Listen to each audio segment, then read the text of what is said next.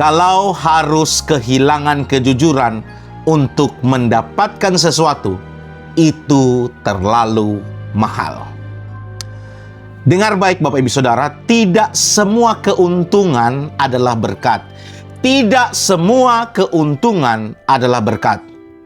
Ada uang yang membuat rekening kita bertambah jumlahnya, tetapi justru uang itu membuat hati kita tidak pernah tenang. Ada keberhasilan yang terlihat, keberhasilan itu mengangkat hidup, tetapi diam-diam menghancurkan karakter kita. Pertanyaannya bukan hanya berapa banyak yang kamu dapatkan atau kumpulkan, tetapi apa yang kamu korbankan untuk mendapatkannya.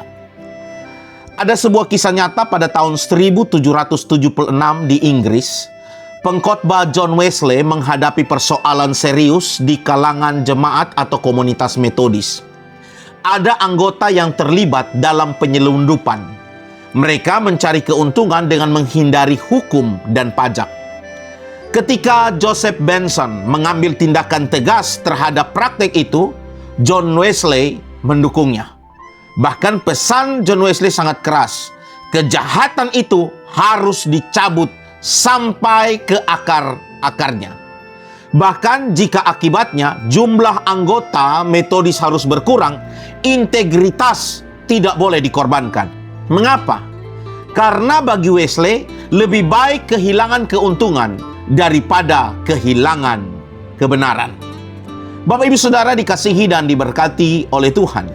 Di dalam Amsal pasal 10 ayat yang kedua berkata, harta benda yang diperoleh dengan kefasikan tidak berguna, tetapi kebenaran menyelamatkan orang dari maut.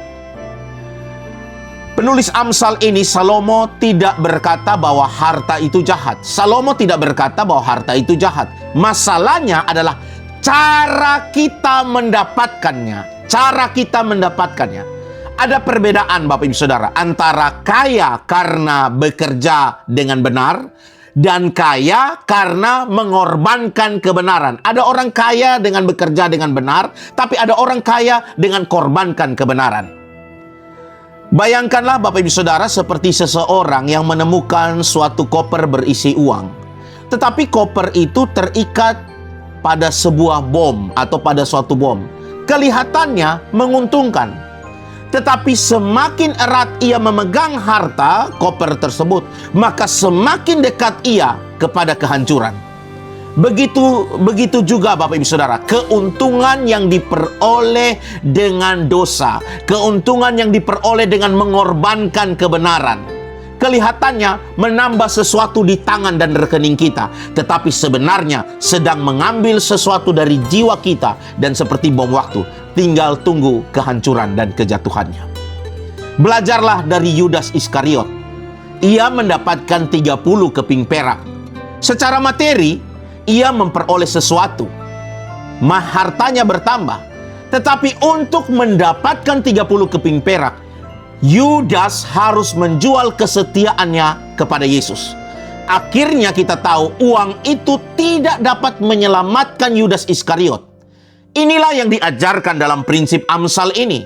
Tidak semua yang menghasilkan uang menghasilkan kehidupan. Tidak semua yang menghasilkan uang menghasilkan kehidupan. Ada keuntungan, tetapi sebenarnya itu adalah kerugian terbesar. Jadi kalau hari ini ada kesempatan untuk mendapatkan uang dengan berbohong, memanipulasi laporan, melakukan korupsi, atau menipu pelanggan, atau mengambil yang bukan hakmu, ingat, jangan lakukan pelajaran dari Yudas Iskariot. Sebab uang bisa dicari kembali, tetapi karakter dan nama baik yang dihancurkan oleh kompromi tidak mudah dibangun kembali. Oleh sebab itu Bapak Ibu Saudara, perhatikan beberapa kalimat berikut ini sebelum saya akhiri renungan firman Tuhan. Ketika hati mulai berkata, sekali ini saja tidak apa-apa, seringkali disitulah kompromi besar mencari pintu masuk dalam hidupmu. Ada orang miskin tetapi bisa tidur nyenyak. Ada orang kaya tetapi setiap bunyi telepon membuat dia takut rahasianya terbongkar. Ingat, Kalau untuk mendapatkan sesuatu, kamu harus kehilangan kejujuran, ingatlah, harga itu terlalu mahal. Lebih baik memperoleh sedikit dengan hati tenang daripada memperoleh banyak, tetapi setiap malam takut kebenarannya terbongkar. Oleh sebab itu, Amsal pasal 10 ayat 2 hari ini. Amsal 10 ayat 2 mengingatkan kita, harta hasil kefasikan tidak menyelamatkan.